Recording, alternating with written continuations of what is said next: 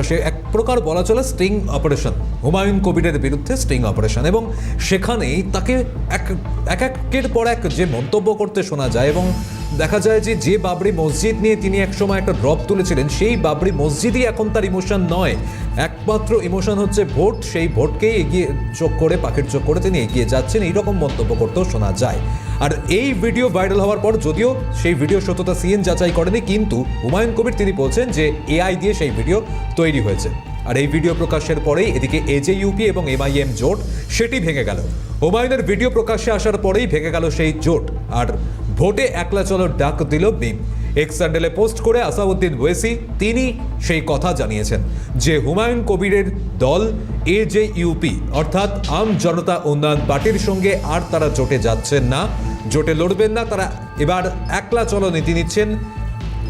যে আসনগুলিতে তারা প্রার্থী দেবেন একাই তারা লড়বেন।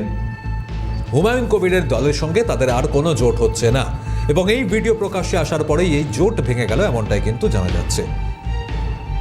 আর ইতিমধ্যে এই জোট ভেঙে যাওয়ার পর মিম নেতা তিনি কি প্রতিক্রিয়া দিয়েছেন শুনুন। আমরা কোনোদিন এসসি এসটি ওবিসি মাইনরিটিস বিশেষ করে ব্যাকওয়ার্ড ক্লাসের ভোট নিয়ে খেলোয়াড় করিনি। আমরা কোনোদিন বঞ্চিতদের ভোট নিয়ে খেলোয়াড় করিনি। আমরা কোনোদিন বঞ্চিতদের আরও বঞ্চিত করার জন্য ভোটের রাজনীতি করিনি। এই জন্য আমাদের লিডার ব্যারিস্টার আসাদুদ্দিন ওয়াইসি সাহেব এই নির্দেশ দিয়েছেন, আর ওনার নির্দেশে আমরা অল ইন্ডিয়া মজলিস ইত্তেহাদুল মুসলিমিন এআইএমআইএম হুমায়ুন কবিরের সাথে জোটটা ভেঙে দিয়েছে।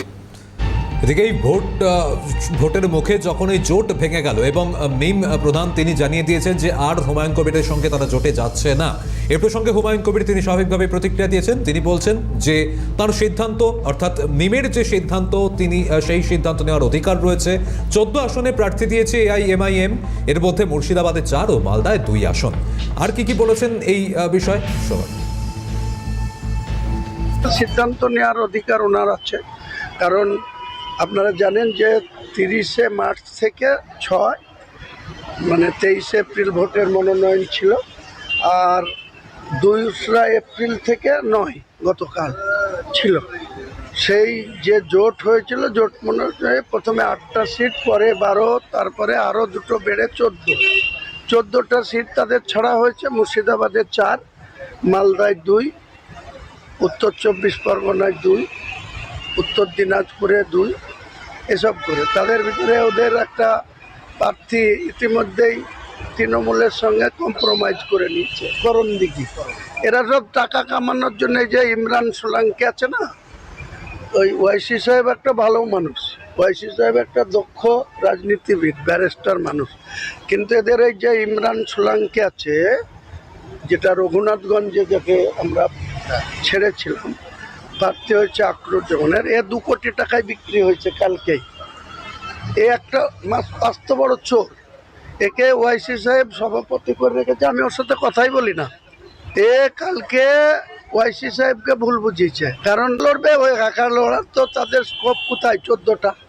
14টার বেশি সিটে তো লড়তে পারবে না, কারণ আপনারা জানেন যে 30শে মার্চ থেকে 6 152টা সিটের, যেটা 23 এপ্রিল ভোট, সেটার ডেট চলে গেছে। আর 2 থেকে 9 গতকাল 9 3টে বাজে, তার মধ্যে চলে গেছে টাইম। আমি হুমায়ুন কবিরও ইচ্ছা করলে আর ওই সব জায়গায় মনোনয়ন দাখিল করতে পারবো না, আর ওয়াইসি সাহেবরাও ইচ্ছা করলে পারবে না। যে কোনো রাজনৈতিক দলের যেখানে যেখানে মনোনয়ন সাবমিট হয়েছে, তাহলে আজকে ওয়াইসি সাহেব যে 14টা সিটে লড়ছে, সেই 14টা সিটে তৃণমূলকে হারাক না, নিজেরা জিতাক।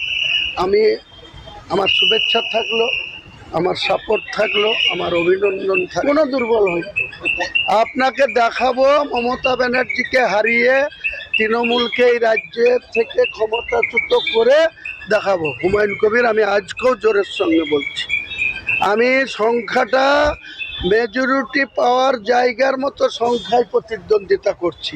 আমি আইএসএফের মতো 34টা সিটে প্রতিদ্বন্দ্বিতা করছি না। এই মুহূর্তে অবশ্যই হুমায়ুন কবিরের এই ভাইরাল ভিডিও প্রসঙ্গে তো অবশ্যই নজর রাখতে হচ্ছে যে পরবর্তীতে পরিস্থিতি কোন দিকে মোড় নিচ্ছে।